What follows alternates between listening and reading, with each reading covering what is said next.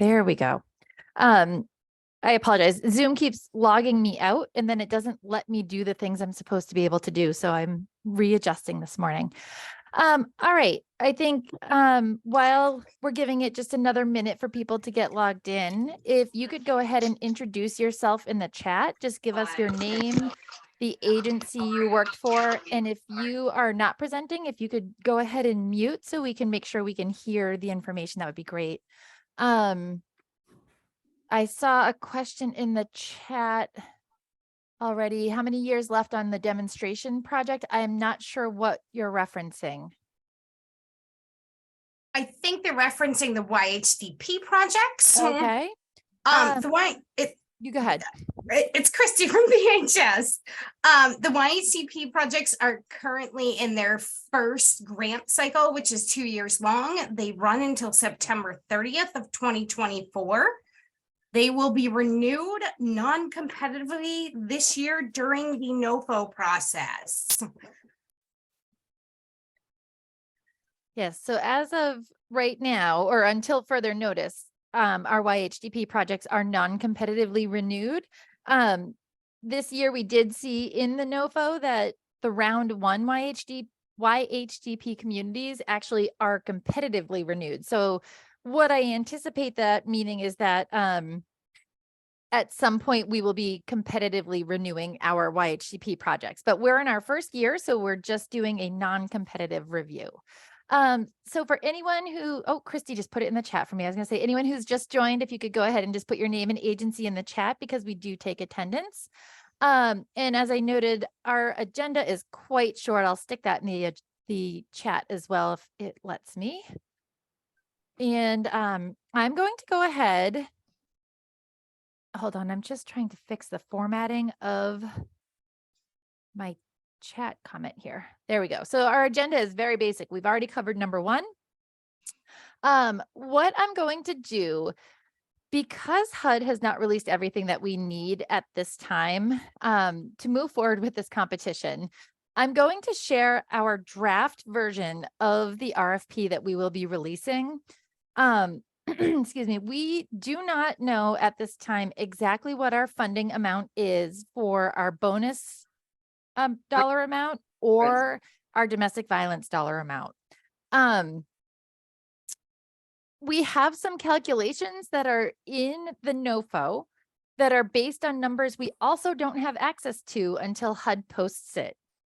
Christy, thank you for covering the acronyms for me as I go. Christy's putting the acronym definitions in the chat box as I speak. I did some HUD math on a notebook yesterday, but it is not, it's not real enough for me to want to share those numbers with you because I don't know exactly what numbers HUD will post. So what we'll cover today, no. Okay. And again, if you could mute if you are listening in, that would be helpful for all of us. So what we're going to do today, we'll share our draft, we'll cover the eligible projects, we'll cover any changes. And then what we'll have to do is send updated information out to the entire group once HUD has given us everything we need. So in addition to not having the dollar amounts available yet, we also don't have the project applications available. And sometimes there are secret questions that pop up in there as we go through them. So there are pieces we are not able to share yet just because we don't have access to them either. So I'm going to go ahead and start with just a high level overview of things that are in this NOFO, and then Christy will go over the scoring tools and HUD priorities. Normally we would try to do a vote during this meeting, but because we don't have everything we need yet, we will not be doing that today. We will be doing an electronic vote once we send everything out to everyone. So today really is so very high level, just an overview for all of you and a chance to get you thinking about some project ideas, because I think that's where the opportunities come in. So I'm going to go ahead and share my screen. Bear with me, I will have to scroll as I share this. So look away if my scrolling, it bothers me sometimes. So look away if it makes you motion sick.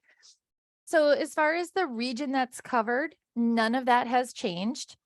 Um, what I'm going to do this year is actually update this section right here that you're looking at to include a map of New Hampshire that color codes the continuums of care. So for today, we're talking about the balance of state continuum of care, which is everything except Manchester and the greater Nashua continuum of care. And those are color coded on the map that I will also share with you. Excuse me.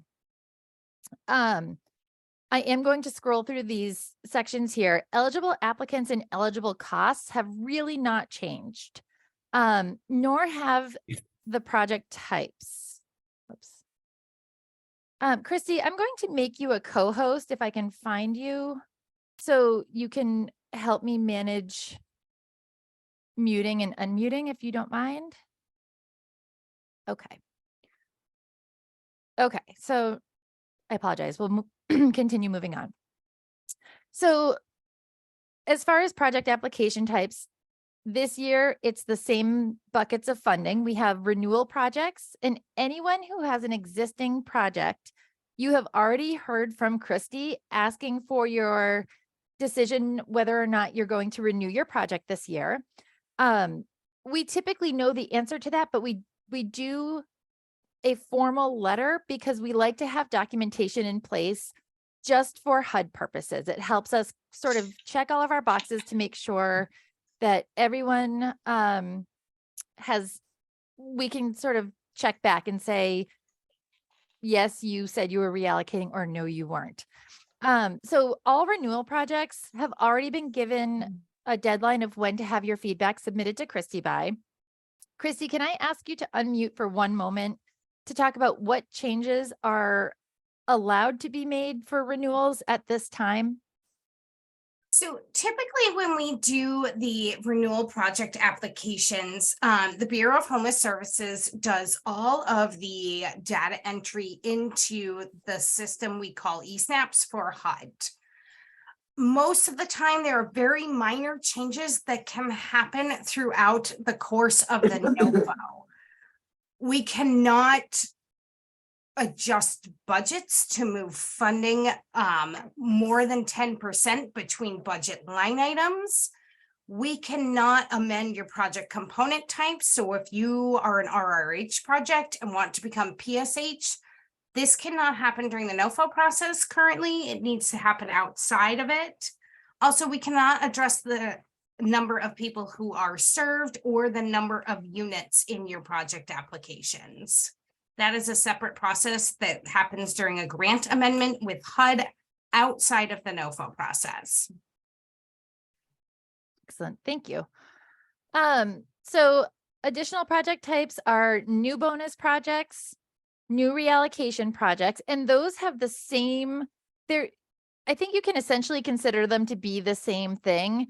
It just, for our purposes, it tells us which pot of money we're taking from. So reallocation projects, reallocation funding is existing money that we already have within the balance of state. Bonus project funding is the opportunity for brand new money to come into the balance of state if our score is high enough and then we are successful in the HUD round robin scoring. And then once again this year, HUD is offering new domestic violence bonus projects. So I will scroll down just a little. Many of the renewal projects have no changes. We can still do expansions. If you wanted to expand your project, you would have to submit a renewal project application and a new project application to add the additional funds and the additional people served. Transition grants can still happen. Christy, that's actually one way that we could change a project component type. It is a little bit more complicated possibly than just doing a grant amendment, but it depends on your funding structure. So if you have questions about that, bring those to Christy and she will talk through the best options. We're still allowed to do consolidation projects this year. Last year, they had allowed us to consolidate up to 4 projects. This year, they're allowing up to 10 projects. I don't believe we have any subrecipients that have 10 projects, but if anybody does have more than one project that they would like to consolidate, that is an option as well this year. Our eligible populations have not changed. Referrals come through coordinated entry.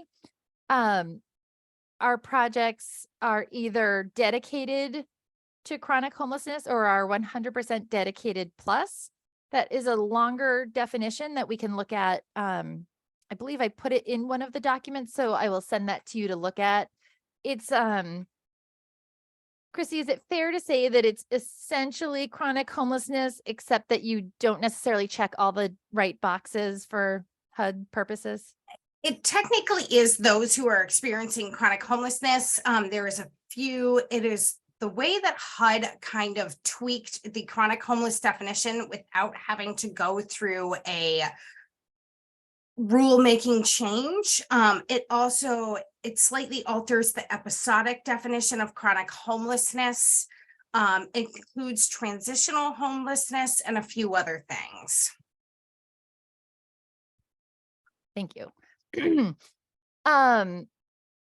As Christy noted at the beginning, our YHDP projects are new this year. This is the first time we have to renew them during a NOFO competition.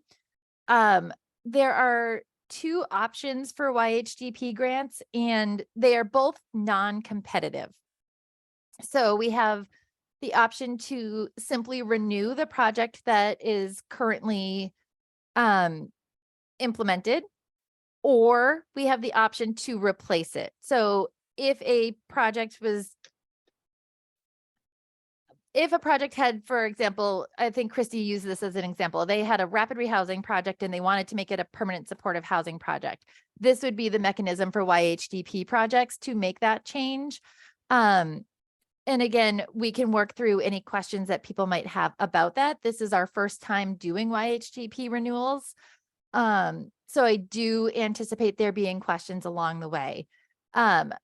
Heidi and myself will be your contacts for the YHDP projects. So if you have any questions, if you're a renewal grant, please reach out and let us know.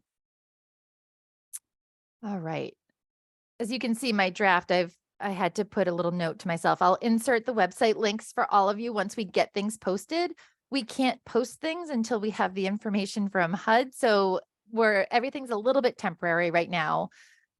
We did set some deadlines though, because in the NOFO, there are HUD specific deadlines. We did build a time frame for ourselves, and new project applications will be due to Christy by August 18th at noon. We know that it's a relatively short time frame. It's 4.5 weeks. I'm grateful that it's not 2 weeks like it was last year when we only had, I think, 60 days to do the entire NOFO. So we're hoping that if you've been thinking about doing some funding, you'll start thinking about your project design, which component you'd like to do. And then as soon as we have that application available, we'll get it out. The project application, even if it's not 100% perfect, that's okay. Get it submitted. It will be ranked and scored. And then as we work on getting everything submitted into eSnaps, we will fix any of those minor changes that need to happen. Okay, so this is where a lot of our information is not available yet. We do know that we have $235,678 available for a reallocation project. I anticipate our bonus funding to be somewhere around 550,000, but I do not know that for sure yet. This NOFO did increase it from 5% to 7% of our it's not even our annual renewal demand. It's one of the other acronyms. So, I hope to have that for you all by the end of the week. Once we have that information available, you could apply for just the reallocation total. You could apply for just the bonus funding total. You could apply for the whole amount combined or some portion of each amount. The total amount for new funding will be that combined amount of reallocation and bonus funding. New projects that can be funded through this NOFO are permanent supportive housing, rapid rehousing, joint transitional housing, and rapid rehousing. So it would have some component that is that short-term temporary sort of crisis response with the longer term permanent housing option there. We could apply for an HMIS expansion through BHS, who is the HMIS lead. And if you're interested in expanding coordinated entry into your area, we could also do an expansion of coordinated entry through BHS as the coordinated entry lead with subrecipients. And then additionally, we will have domestic violence bonus funds. I don't know that dollar amount either, but those funds can, let's see, COC may fund DV bonus projects in these categories. So rapid rehousing, joint transitional housing, rapid rehousing, or an expansion of the coordinated entry system for people fleeing or attempting to flee domestic violence. So a couple of things that are new, or not new, but that are available again, and that HUD is really emphasizing as priorities for them. And Christy will talk a little bit more about this in a few minutes. There are bonus points available for projects that partner with other housing providers. So if, for example, if you had a housing authority or some other, maybe another nonprofit or some other partner in your community that could fund 25% of your proposed units, and then the other 75% would be funded through this project, HUD is giving 7 bonus points to the Continuum of Care application. And they're not even truly bonus points anymore. They are built into that 200-point total that COCs get scored on. So it's not like it's an extra, it's part of our overall COC score. So HUD is really looking to see that we are partnering with other community providers, other housing providers, anyone else to leverage our resources together. And then yes. Can I just interject? Yeah. So those extra points on the COC application boost our overall COC score, which increases our likelihood that we will be awarded new projects. So if we have those partnerships through any new project applications that are submitted and accepted and ranked and scored, that will help with our overall scoring for the entire application. And hopefully we get those projects as we've been getting in the last couple of years. Excellent. Thanks, Christy. And there do have to be MOUs attached to that application showing that commitment from the other source. The second area where HUD is really incentivizing partnerships is with healthcare resources. And there's a little bit more information in the full NOFO, but essentially it's any healthcare resource to help project participants that are in that project. So the 2 examples they give, if it's a substance use treatment or recovery provider, they have to commit to providing access to treatment or recovery services for all participants who qualify and choose the services. So just because they're offering the services does not mean your participants have to accept those services. They just have to be available if the person qualifies and chooses them. And then an alternative option is that an amount equivalent to 25% of your COC funding request would be committed to covering healthcare needs of the participants in your project. So in some of the other documents that I've seen, some examples they give are Medicaid as a commitment. There's healthcare for the homeless options. There are several other, you can get very creative about the partnerships. I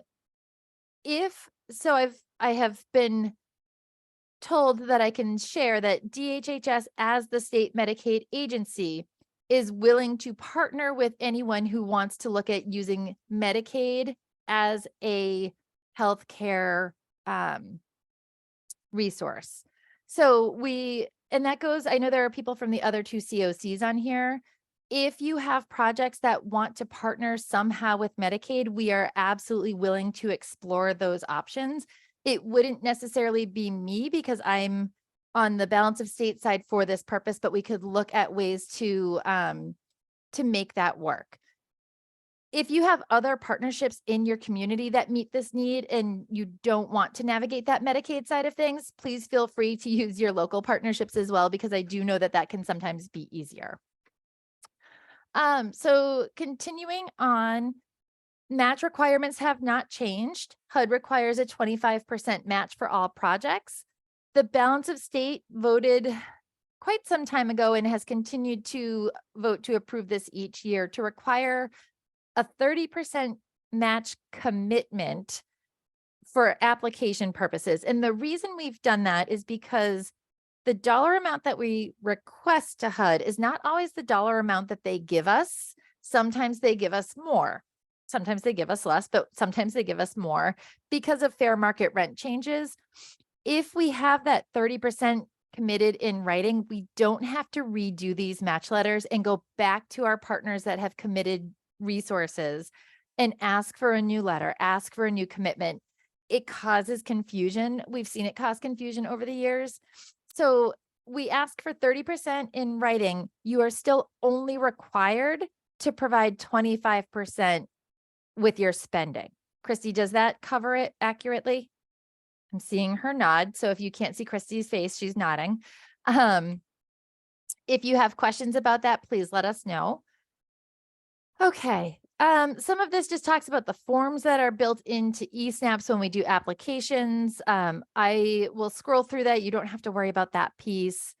As always, we have a schedule for when we will have a rank and review committee meeting, and then when we will let all projects know whether they've been accepted, reduced, or rejected. That will all be publicly posted on our website as well as sent out by email. And then finally, there's always an appeals process. So if you submit an application and it's rejected and you disagree with the reason it was rejected, you can submit an appeal. We do have the appeal date on our timeline. I haven't put it on here just yet because of the delay in getting our HUD documents. So I think that is the end of my summary. It has my contact information and Christy's contact information. I have linked all of the most recent HUD documents here for everyone. And I do encourage you all, if you have questions, to email us versus calling us, just because if we are remote or we're on the road or we're out visiting partners, we always have access to our email. We do not always have access to our desk phone. So send us an email. We can set up a time and have a call. And that is the end of my section.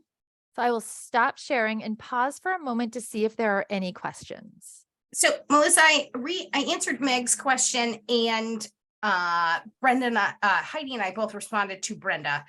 But Sandy had a question. I don't know the difference between in-kind services or actual funding. So Christy, are you able to help me with that part? So she's asking about the healthcare commitment. Does it need to be actual 25% funding coming in, or can it be 25% of in-kind match for the healthcare commitment? Great question. So I believe it's in-kind match, but I will have to wait until I get the full detailed instructions. That has not been released yet, and that is where I will be able to find more information, Sandy. And Sandy, in years past, we've done the housing commitment with a new project, and they committed 25% of the units for rental assistance. So I do think it is actually match, but Melissa will give you further information once we have all the information from HUD.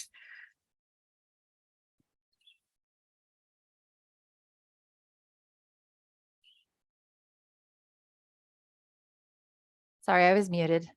Any other questions on that section, or should we let Christy do her presentation and then we can pause again for questions?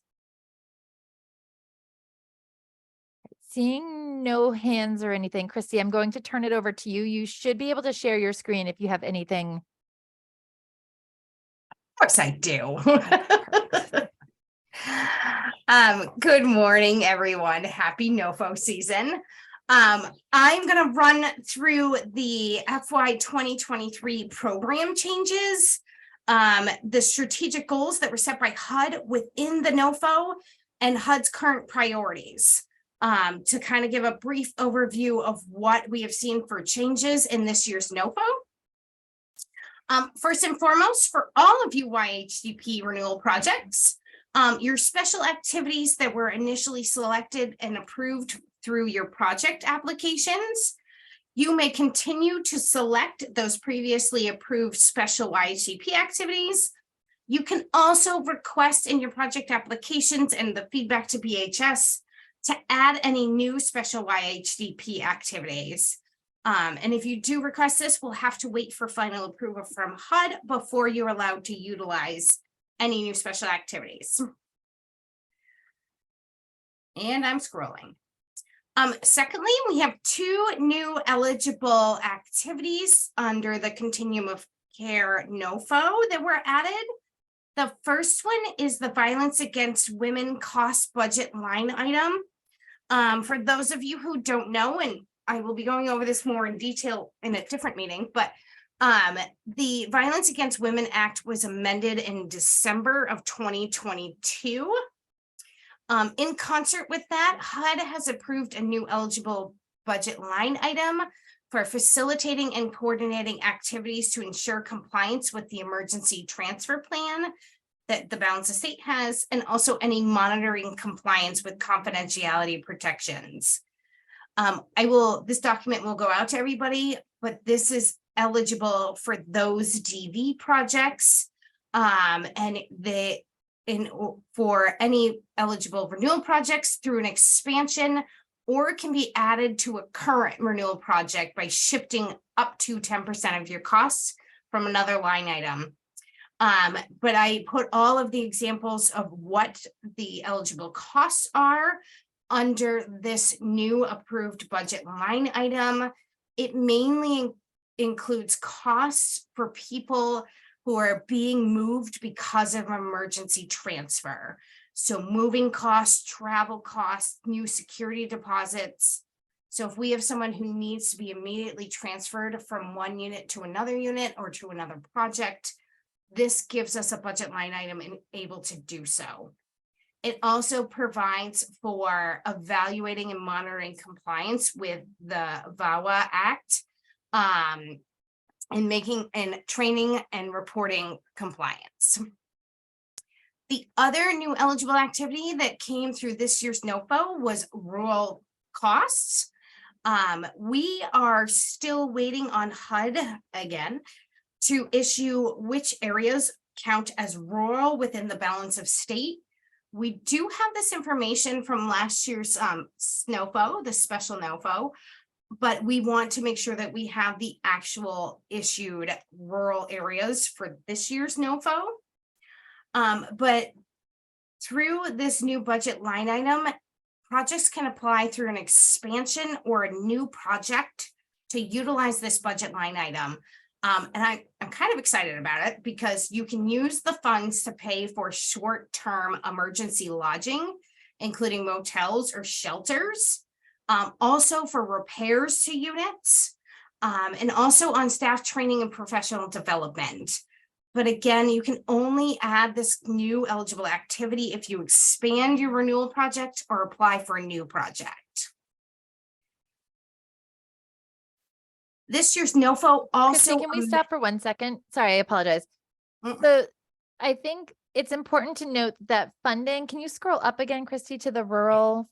So this funding it's not telling us that we're allowed to pay for an emergency shelter with this funding. It still has to be one of those eligible projects that were listed at the beginning of this presentation: permanent supportive housing, rapid rehousing, the THRRH, HMIS or coordinated entry.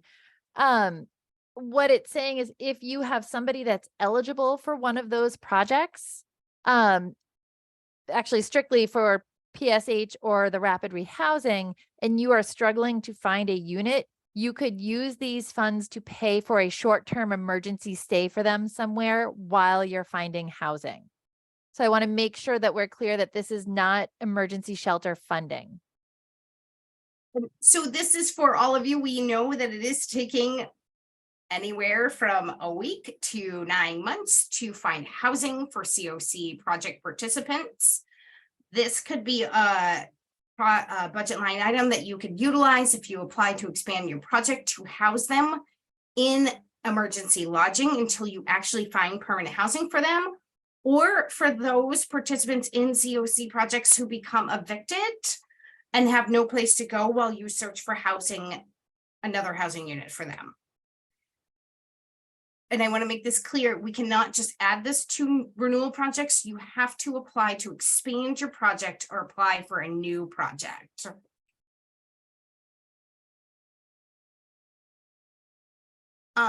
Next, as I talked about earlier, the VAWA Act was amended in December of 2022. This also amended the homeless definition to include specifically, they changed the DV language to say, or other dangerous, traumatic, or life-threatening conditions related to violence against an individual or family member in an individual or family's current housing situation, including where the health and safety of children are jeopardized. This was really to highlight the human trafficking definition, and make sure it was very, very clear that if there is violence against children and there's a potential for them to be harmed, that they would qualify under the definition of homeless. Next, I'm going to talk about, HUD briefly described their 4 strategic goals. In the NOFO, in order for our programs to create strong and sustainable options for affordable housing for people, their first goal was to look at supporting underserved communities and support equitable community development. The second goal is to ensure and increase the production of affordable housing, really looking at ensuring that the housing demand is matched to the adequate production of new homes and again, the equitable access to housing opportunities. Strategic goal number 3 is promoting home ownership throughout our continuum of care and building access to credit and purchase and improvements. And the last goal that HUD has set forth is advancing sustainable communities by strengthening our climate resiliency and energy efficiency and promoting environmental justice. The NOFO talks a lot about that section and really looking at that environmental justice across our continuum of care and making sure there's equitable access for everyone. Next, I'm just going to run briefly through HUD's policy priorities that were identified in the NOFO. I think there are, I want to say 9 of them off the top of my head, but they're all on here. The first one is ending homelessness for all people. I think all of you know that in 2022, the USCICH, which is the United States Interagency Council for Homelessness, presented their new federal strategic plan to prevent and end homelessness. This is really, their HUD is looking for COCs to serve, identify people experiencing homelessness, looking for COCs to measure their performances based on local data. Also, as we talked about earlier, partnering with other housing and healthcare and supportive services to expand housing options, and really looking at our local data to determine who are the characteristics of the people with the highest need and the long experiences of homelessness. We do some of these things currently through our NOFO scoring of renewal and new projects. It is partially based on performance measures. And our coordinated entry committee is, big shout out to Travis, who's not here, is doing a deep dive into our data to really hone in on the characteristics of who we are serving and who is most vulnerable. The second priority is using a housing first approach. all of you, I think, know what Housing First is, but it really prioritizes rapid placement and stabilization in permanent housing, moving people quickly into permanent housing and reducing that length of time that people are experiencing homelessness. HUD is looking for continuums of care to engage landlords and property owners in order to identify units, work with them to reduce barriers to having participants enter into those units. And again, really looking at client-centered services. The third priority is reducing unsheltered homelessness, which is also a HUD system performance measure. We know that in the last couple of years, we have seen the number of unsheltered homelessness increasing. Also, in concert with that has been an increase in encampments across the country and in New Hampshire. We also know that people who are unsheltered have a very high rate of physical, mental health, and substance use issues. So they're looking for us to really look at leveraging all available resources to reduce the number of people unsheltered, increase our permanent housing and affordable housing stock, and working with local law enforcement to decriminalize homelessness. 4 is the one I think most of you know that I always talk about, is improving our system performance measures. We do use these, as I said earlier, to rank and score all renewal and new renewal projects through the NOFO competition. All renewal projects are also monitored once a year on system performance measures as well. So really looking at, are we reducing the length of time homelessness? Are we reducing returns to homelessness? Are we increasing exits to permanent housing? Are we increasing connections to employment, mainstream resources, cash sources, non-cash sources, all of those things? Number 5 is, as Melissa and I both talked about, is partnering with housing and healthcare and service agencies.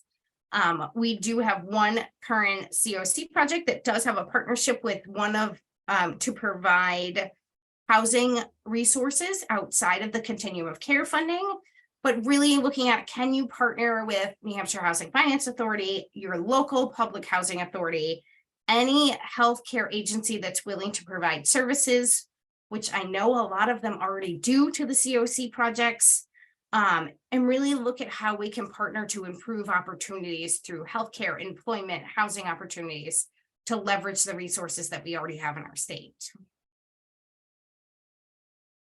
6, their 6th priority is racial equity. I know we send out the supplemental questionnaire every single year that focuses on equity to all of the renewal projects.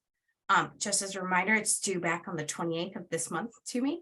But HUD is really looking at our continuum of care to review our system and make changes to both programs and our systems to ensure that we're addressing racial equity and improving successful outcomes across our continuum of care.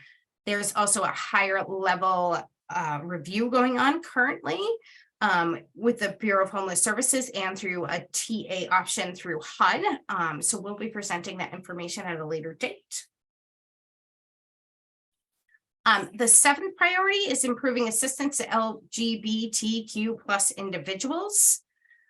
Really, again, looking at how our system is serving them equity, how are we addressing their needs, and whether or not we have projects that are applying for new funding that are ensuring the privacy, respect, and safety and access for this specific subpopulation. The 8th priority is persons with lived experience. We all know this has been a huge push, and it is a continuum of care interim rule requirement, is really including people in both the system level and the program level design, implementation, evaluation, and development of both the system and projects. Looking at having them involved with how policies and procedures are developed at a system level for your projects, looking at how people are being served through COC projects and coordinated entry, and involving them in planning and oversight activities. Lastly, and this is a new one, HUD is looking for us to, as a continuum of care, increase the affordable housing supply. We all know we do not have any affordable housing in New Hampshire. They're looking at how continuums of care are playing a role in increasing that, educating local leaders and stakeholders, and looking at the consequences of not having continued increase of affordable housing. I know a lot of this work has been done by the Housing Council, but it's also part of the Continuum of Care's responsibility to ensure that we are addressing that and looking at how we can increase that stock. And there are points this year in the Continuum of Care consolidated application being awarded to continuums of care that engage local leaders about how they're increasing the housing supply. So I'm going to stop there. Does anyone have any questions about the changes, the policies and procedures, the priorities, or the strategic goals?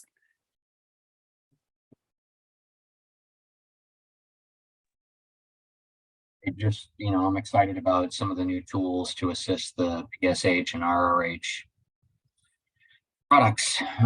That's exciting stuff. More tools in the kit are also always welcome. Yes, I'm very excited because I feel like, especially with the rural new budget line item, I think partially that came out of the special NOFA last year and looking at some of the barriers that people are facing in rural areas when there is a lack of housing and just can't think of the right word, the sparseness of the area at times to be able to find an apartment in those areas or a place to rent or a place to live.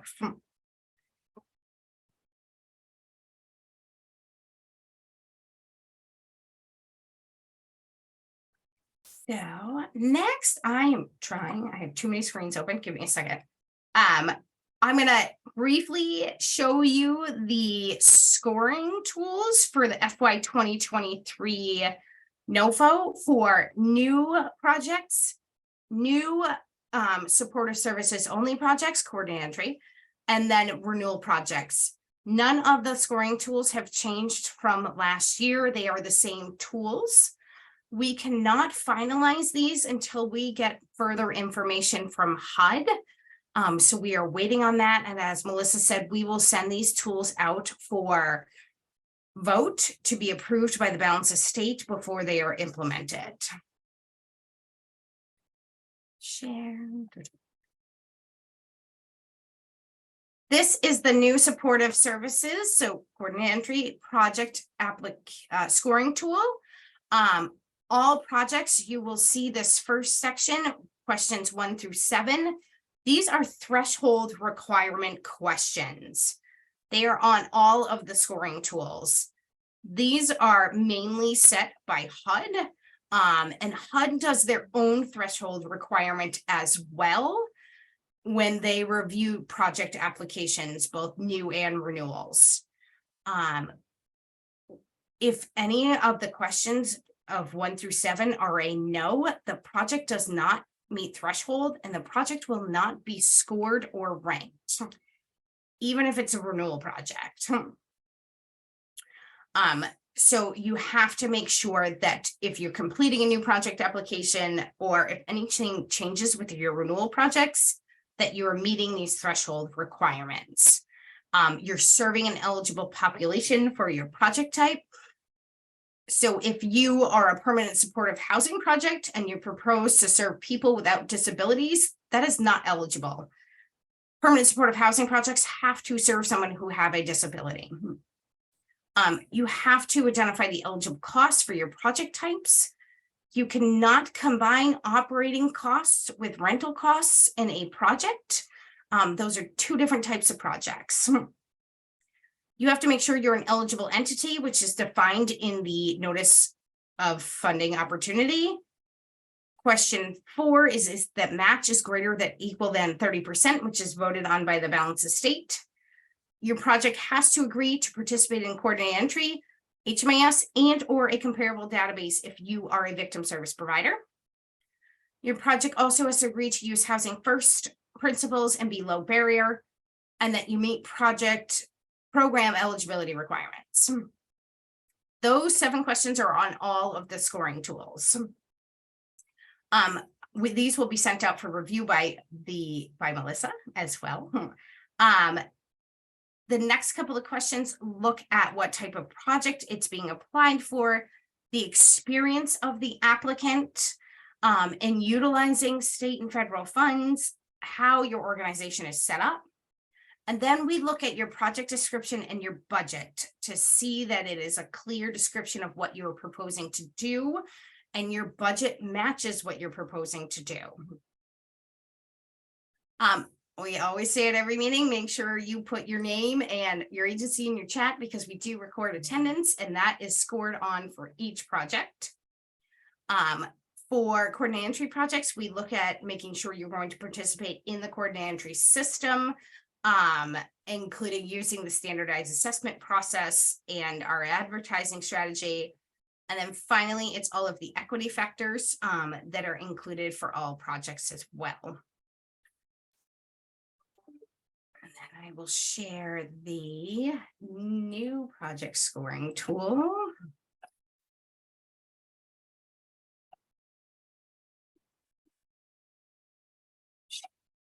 The new project tool is very similar to the coordinate entry one. It has the same first 7 questions. It asks about the population proposed to be served. This specifically looks at if you are going to be the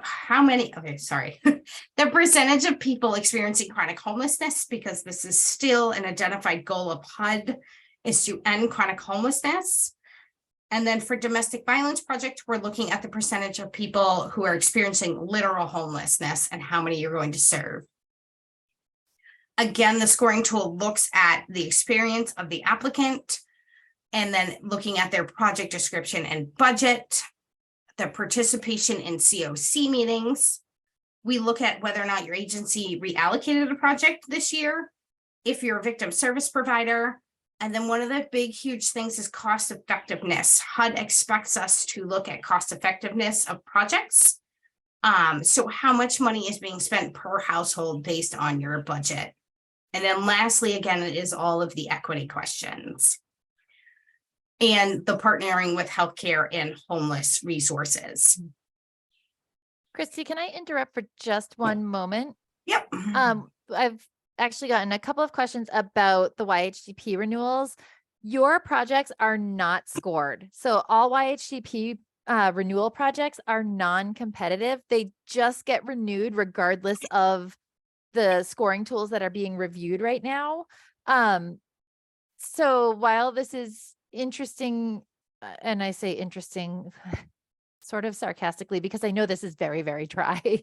It's important information, but this is very, very dry. This piece of the meeting today does not apply to the YHDP projects. All of your special activities in the YHDP projects that were included in your initial project applications, you can either just keep them as is, you can remove some, and Mandy, you weren't the only one, but you were one of the ones who asked the question, and it was a good one because this is different this year. You can remove some of those special activities if you don't feel like you need them, or you can add new special activities through the YHDP renewal process. The special activities are detailed in the actual NOFO, and it's included in the project applications. So if there are, once we actually have the application from HUD and we can show you what it looks like, you can look and compare it to what you put in your original applications and see if there are any that you're missing that you'd like to include this time around. So that's different for YHDP. And I just want to reiterate, round 1 YHDP grantees are being competitively scored this year. We are not, we are around 4 and 5.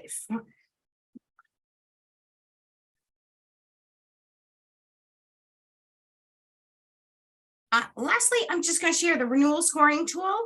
I think most of you have been through this process, but this renewal scoring tool is done, and I send out all of the scores to each of the agencies Once the scoring tool is approved, and once all the scores are tabulated for all of you to review, we use the information based on your annual performance report from the last calendar year.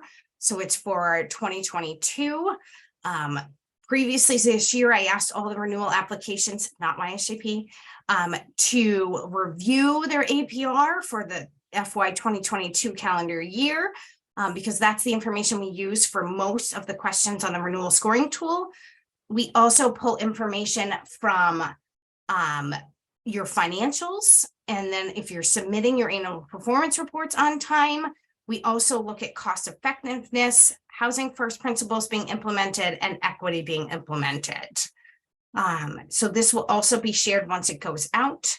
But most of this information is obtained directly out of HMIS. And looking, yep. Oh, I was gonna say the scoring tools are built based on they're built on best practices, but right now we're looking for points, right? So they really are built on what HUD is giving points for in the NOFO, and it breaks it out. This is my NOFO binder. It's pink and it's sparkly and it's leaving glitter everywhere. I have the information highlighted showing what they're giving points for. And in the actual scoring tools, we get points if we have certain percentages of our points that look at System performance measures. system performance measures. Yep. And then we have points for objective criteria. We have points for whether or not we look at so 33% of the total points is based on objective criteria. We get points for that. We get points for this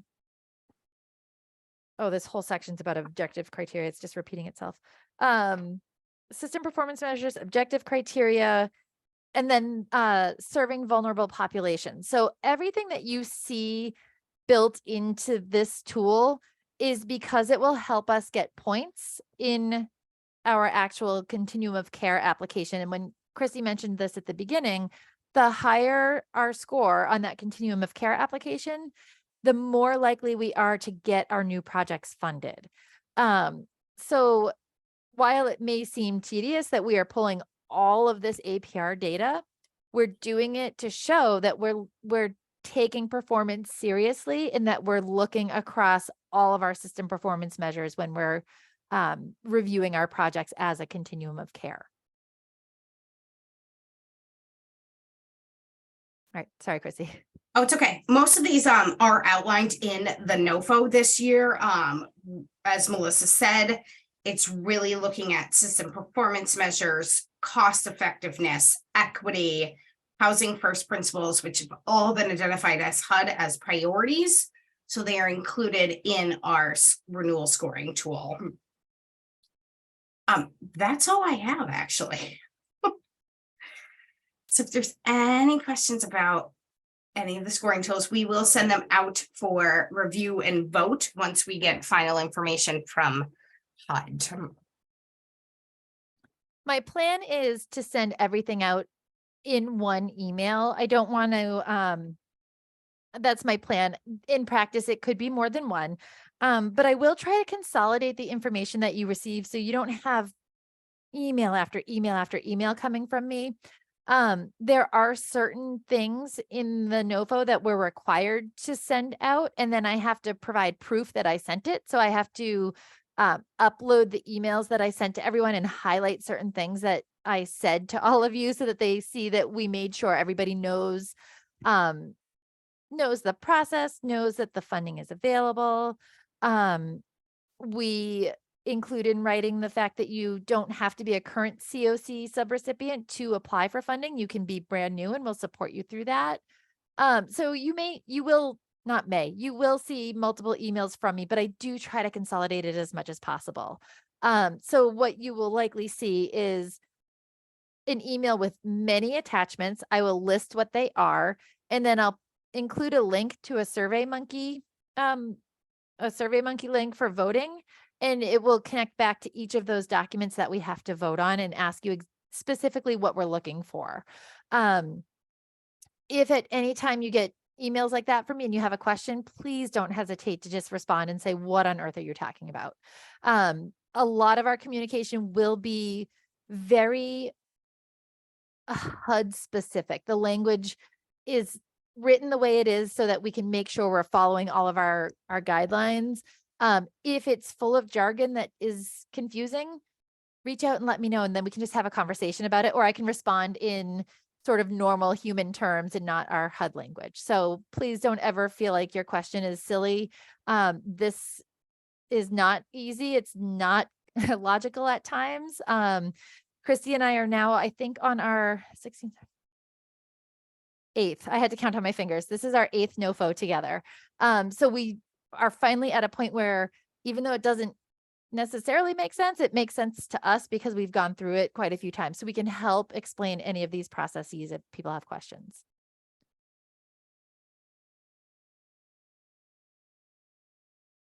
Any thoughts or questions before we end for the day? I will share this link. So if you are feeling like you need to kill an hour and you want to watch it again, you can, but I will also send the documents out for you to review on your own time as well.